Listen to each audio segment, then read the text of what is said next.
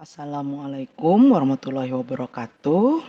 Perkenalkan, nama saya Jehan Puspasari. Saya afiliasi di Stikes Rumah Sakit Husada Jakarta. Saya merupakan seorang dosen pengampu mata kuliah keperawatan maternitas. Untuk keperawatan maternitas di Stikes Rumah Sakit Husada, pada program studi Diploma 3 Keperawatan ditempatkan di semester 5 dengan bobot SKS 5 SKS, 1 teori, 1 praktik, dan 3 klinik. Keperawatan maternitas merupakan suatu konsep ya perspektif mengenai keperawatan maternitas. Kemudian dia membahas anatomi fisiologi pada masa childbearing, patofisiologi pada masa childbearing, kemudian menjelaskan juga atau aplikasi asuhan keperawatan pada klien di masa childbearing, serta evaluasi asuhan keperawatan pada klien yang mengalami masalah gangguan reproduksi.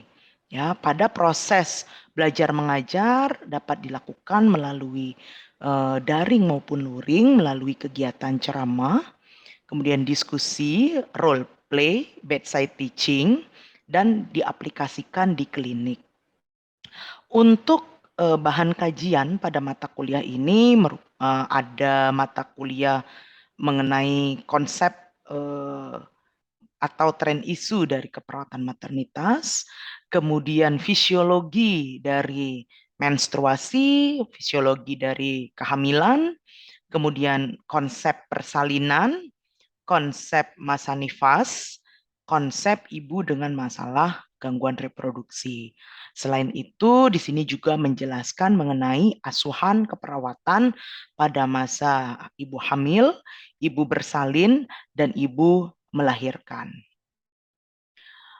Untuk capaian pembelajaran, mahasiswa tentunya mampu memahami konsep-konsep pada keperawatan maternitas. Selain itu, mereka juga bisa mendemonstrasikan atau bisa melakukan asuhan keperawatan maternitas kepada pasien secara langsung.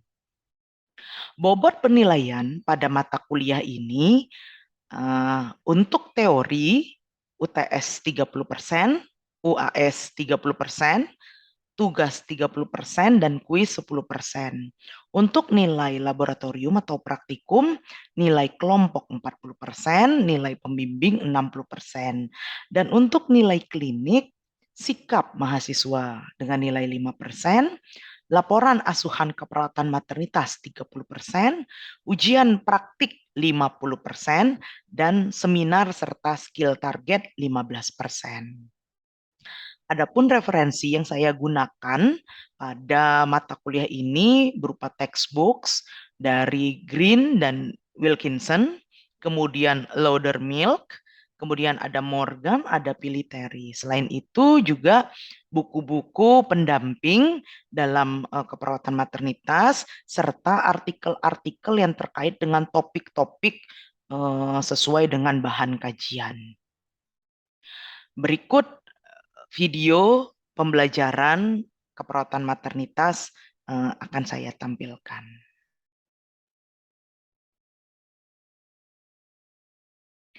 Oke, selamat siang anak-anak semua. Assalamualaikum warahmatullahi wabarakatuh. Selamat siang Ibu. Waalaikumsalam. Oke ya. Sekarang kalian kan sudah naik nih semester 5 ya. Jadi di semester 5 ini ada mata kuliah keperawatan maternitas. Jadi keperawatan maternitas ini adalah mata kuliah yang akan membahas mengenai segala sesuatu tentang kesehatan reproduksi pada wanita ya. Selain kesehatan reproduksi pada wanita juga kita akan membahas mengenai masa childbearing gitu loh. Jadi pada saat si wanita itu hamil, wanita itu kemudian melahirkan, kemudian wanita itu menyusui ya, kita akan bahas di keperawatan maternitas ini ya.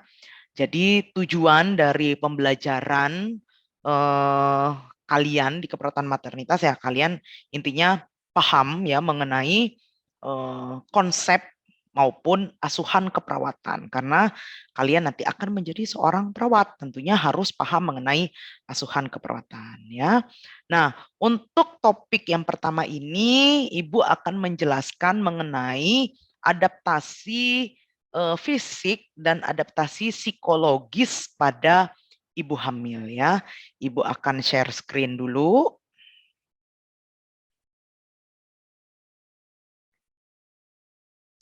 Apakah sudah terlihat? Sudah, Ibu. Oke, ya. Tunggu sebentar, Ibu akan share screen. Nah, sudah terlihat ya. Sorry. Nah, adaptasi psikologis dan fisiologis ibu hamil gitu loh. Nah, menurut kalian apa sih kemungkinan, bukan kemungkinan ya, apa sih perubahan yang mungkin terjadi pada ibu hamil? Baik itu secara fisik maupun psikologis. Coba, ini udah ada nih yang naruh wanita yang mengandung. Ya, coba silakan kalian ketik. Tadi kan Ibu sudah share link Mentimeternya ya. Coba silakan kalian ketik. Apa sih kira-kira perubahan? Boleh jawab 1 atau 2, silakan. Kalian jawab ya dari Mentimeter tadi. Perubahan apa biasanya yang terjadi? Coba, nggak apa-apa. Yang menurut kalian, oh ini nih biasanya terjadi perubahan ini nih pada ibu hamil biasanya. Oh kalau lihat ibunya dulu, mama saya waktu hamil begini nih gitu. Emosional ya. Ada konstipasi, morning sickness, oke. Nah, udah ada yang pinter nih tahu tentang morning sickness ya. Oke, konstipasi. Terus apa lagi? Ayo, silakan. Baru berapa anak ini ya? Oke, baru 3 yang join. Nah, apalagi? Selain tadi emosional, morning sickness, emosional secara psikologis ya. Kalau secara fisik tadi ada morning sickness itu nanti akan kita jelaskan. Ayo, apalagi? Hanya ini aja. Yang masuk Mentimeter. Yuk, apalagi? Ibu tunggu dulu sebentar lagi.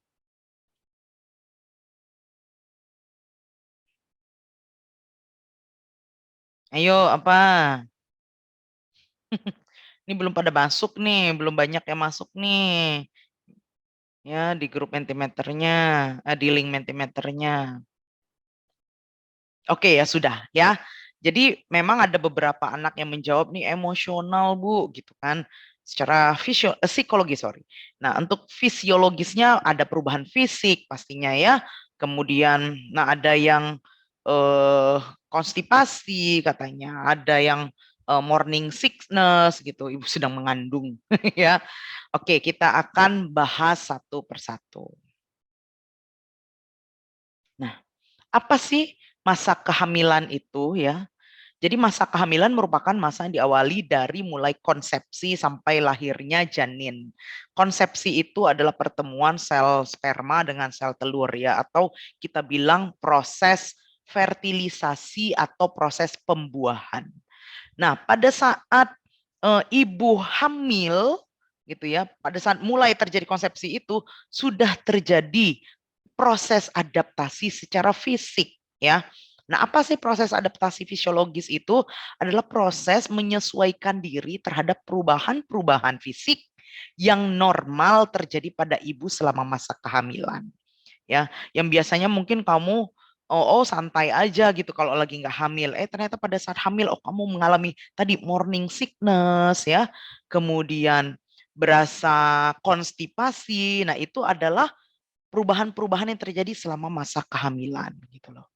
Itu akan dirasakan oleh setiap ibu hamil ya. Paham sampai di sini? Ya. Paham, Bu. Oke, Ibu lanjut ya.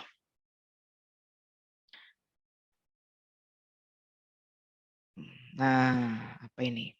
Nah, kita akan membahas dulu mengenai adaptasi fisiologis. Pastinya kita membahas perubahan fisiknya dulu.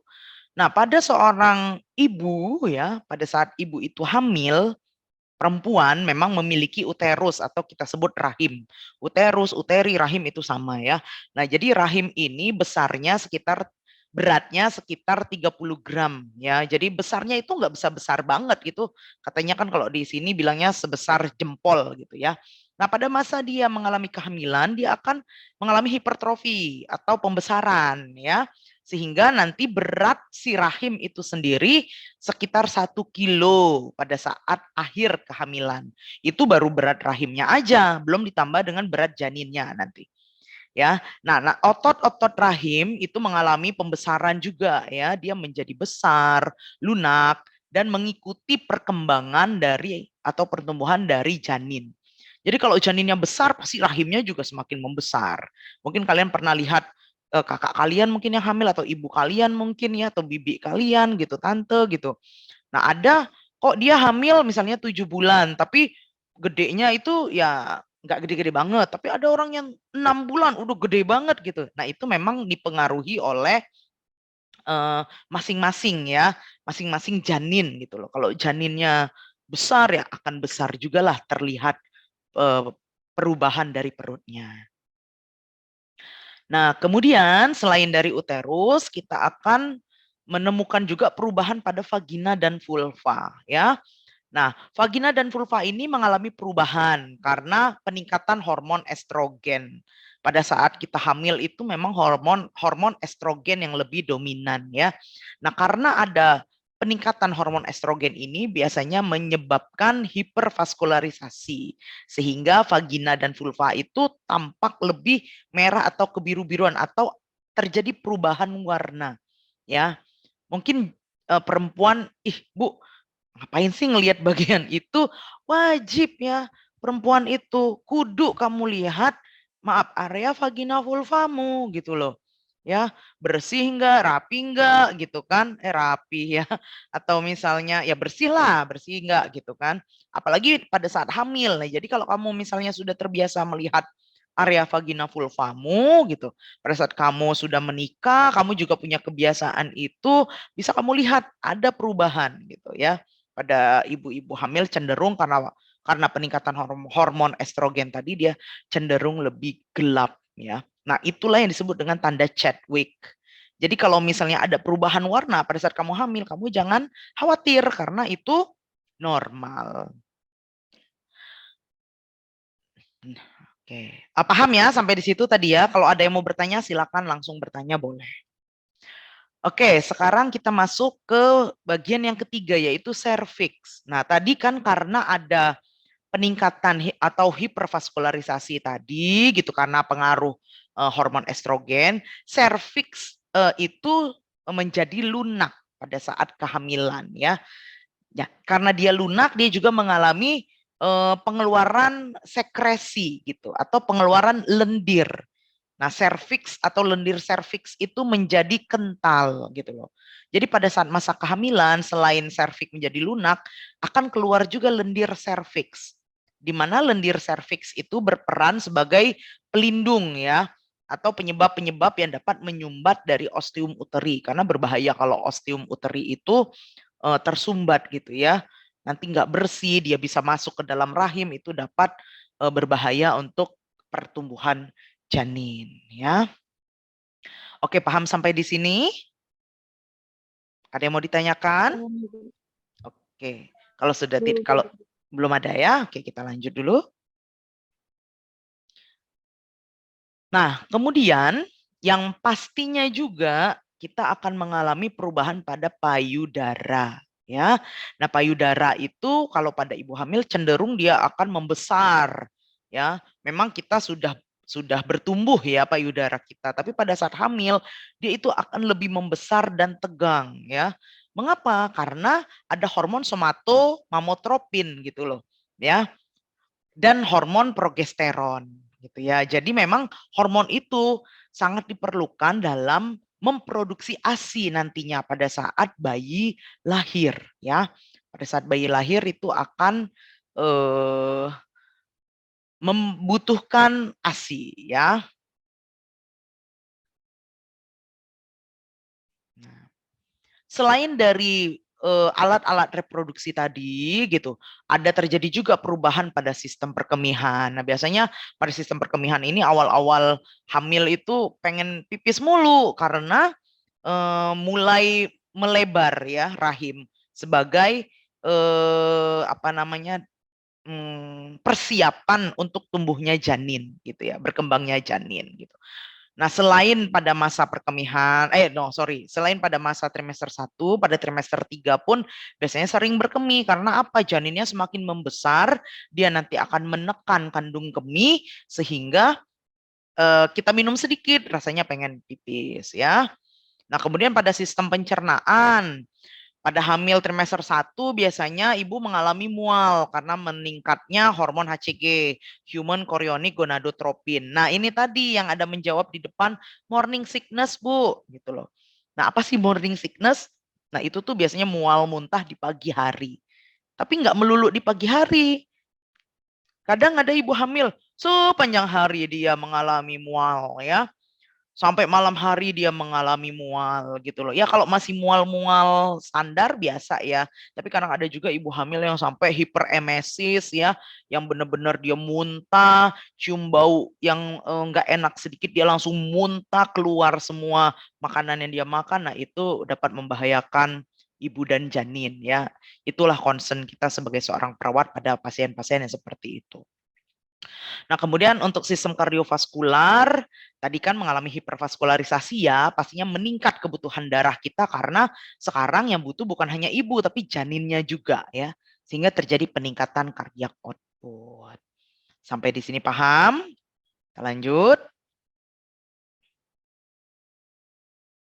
Nah, di sini bisa kita lihat nih perubahan sistem muskuloskeletal ya. Nah, kalau sistem muskuloskeletal, nah ini kalau misalnya trimester pertama nih, nah dia masih singset ya, perutnya masih rata. Nah, bulan ketiga udah mulai nih ya, maju. Nah, trimester 2 nah, semakin maju, semakin maju, semakin maju. Nah, trimester 3 apalagi di akhir kehamilan no, ke depannya maju, ke belakangnya juga mundur ya. Jadi maju mundur cantik deh ya.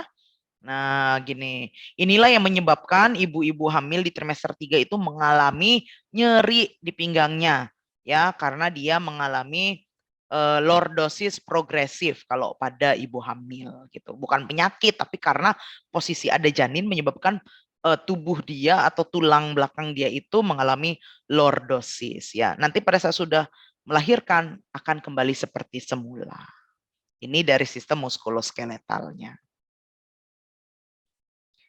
Nah, kalau ini perubahan-perubahan yang mungkin terjadi pada trimester 1 ya. Trimester 1 mengalami tidak tidak menstruasi pastinya ya, kemudian mengalami sembelit ya, nyeri pada panggul, kemudian mual muntah, tadi morning sickness, lelah ngantuk, sering berkemih, nggak suka bau-bau tertentu ya, kemudian sekresi cairan vagina meningkat, penurunan berat badan karena tadi dia mual muntah, makannya pun nggak bagus gitu ya karena makan sedikit mual, makan muntah gitu. Biasanya cenderung mengalami penurunan berat badan gitu loh. Kemudian terjadi hiperpigmentasi atau perubahan warna ya di payudara, mengalami nyeri tekan dan mulai terasa penuh ya. Nah, ini biasanya terjadi pada trimester 1. Nah, kalau pada trimester 2 ini bisa kita sebut sebagai fase di mana ibu hamil itu merasa nyaman sekali ya. Karena apa? Dia sudah melewati masa-masa krisis ya, krisis. Kayak mual muntah di trimester 1 itu dia sekarang sudah nyaman. Kemudian perutnya belum gede-gede banget jadi dia membawa badannya masih enak gitu ya. Nah, di trimester 2 ini juga dia sudah mulai merasakan adanya gerakan-gerakan janin ya.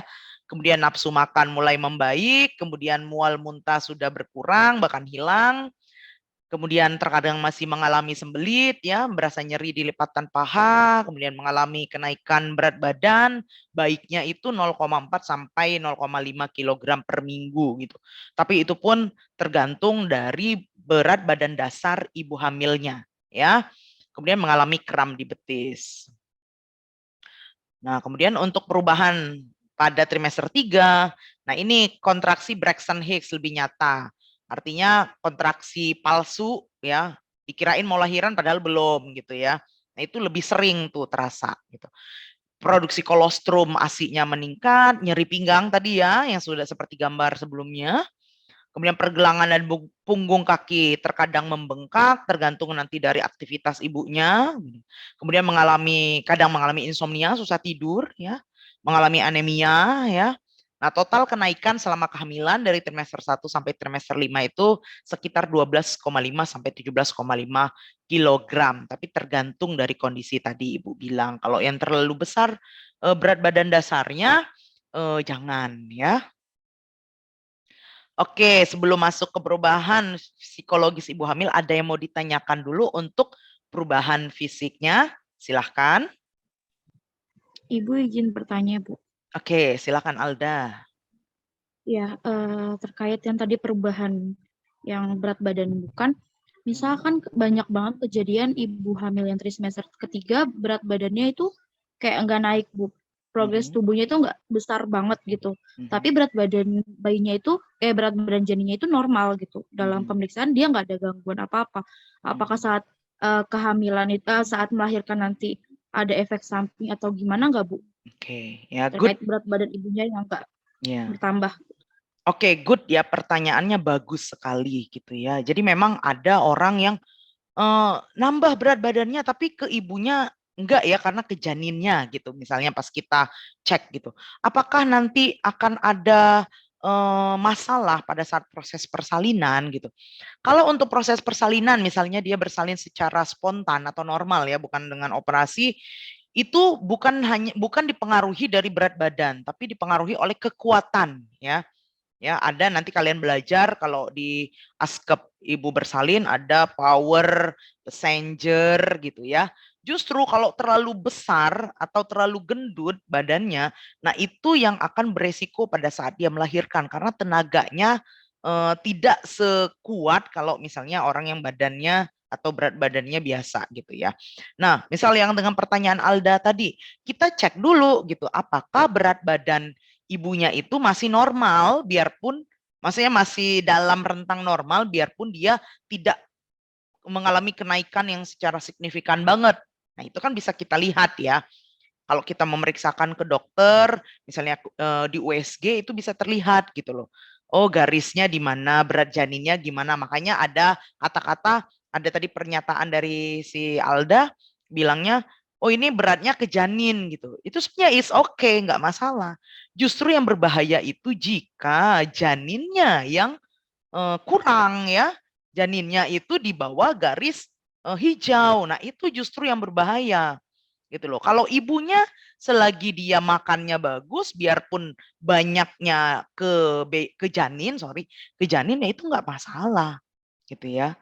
Karena nanti yang akan menjadi faktor utama pada saat dia bersalin secara spontan yaitu kekuatannya itu, kekuatan nafasnya, gitu. Ya, ada ya. Gimana dah? Udah paham dah? Iya, Ibu. Baik, Bu. Paham, Bu. Terima Oke. kasih, Bu. Ya, sama-sama. Kemudian ada lagi yang mau ditanyakan? Sudah cukup? Oke, ya. Demikian untuk penjelasan mengenai adaptasi fisiologis dan psikologis pada ibu hamil ya. Untuk next kita akan membahas mengenai perubahan psikologis, sorry. Kalau sebelumnya tadi fisiologis, sekarang kita akan membahas mengenai perubahan psikologis.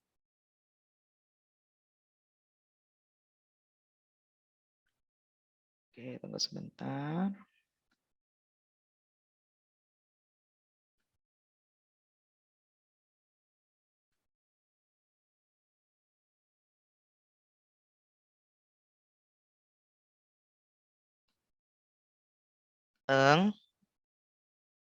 Oke ya, berikut tadi materi mengenai adaptasi fisiologis dan psikologis pada ibu hamil ya. Semoga apa yang sudah kita bahas tadi kalian bisa mengerti gitu ya, karena konsep ini sangat penting gitu untuk kita sebagai seorang perawat nantinya ya. Nah, next pertemuan, topik yang akan kita bahas adalah mengenai asuhan keperawatan pada ibu hamil. Jadi ya sesuai dengan proses keperawatan ya dimulai dari pengkajian, kemudian diagnosis, kemudian intervensi, implementasi, dan evaluasi keperawatan pada ibu hamil pastinya ya. Nah, itu nanti di pertemuan berikutnya tolong kalian baca-baca dulu gitu. Kan sudah Ibu informasikan mengenai referensi ya, banyak sekali referensi itu di perpustakaan, kalian baca gitu. Jadi jangan males baca ya. Sebagai seorang mahasiswa itu harus aktif gitu. Kemudian nggak asik kalau nggak ada PR yang harus kalian kerjakan ya. Nanti PR atau tugas yang harus kalian kerjakan akan Ibu letakkan di portal ya. Nanti kalian buka di pertemuan yang pertama dengan saya. Kalian buka tuh, nanti Ibu tuliskan di situ tugas 1 keperawatan maternitas gitu ya. Nah, nanti kamu kerjakan tuh, diketik, kamu kerjakan, ketik, kemudian nanti kamu kumpulkan, nanti Ibu bikin juga di situ link di portal itu untuk pengumpulan tugas 1 ya. Oke, ada yang mau ditanyakan? Sudah paham untuk tugasnya? Cukup Ibu. Sudah, Bu. Paham ya. Jadi tadi jangan lupa ya baca mengenai asuhan keperawatan pada ibu hamil. Kemudian tugasnya juga dikumpulkan ya. Dikumpulkannya nanti Ibu bikin batas pengumpulan loh. Jadi kalau misalnya kamu telat mengumpulkan ya nanti nilai kamu berkurang ya. Oke. Sudah paham? Oke, kalau sudah paham ya Ibu akhiri untuk perkuliahan hari ini ya. Wabillahi taufiq wa hidayah. Wassalamualaikum warahmatullahi wabarakatuh. Waalaikumsalam. Waalaikumsalam warahmatullahi wabarakatuh.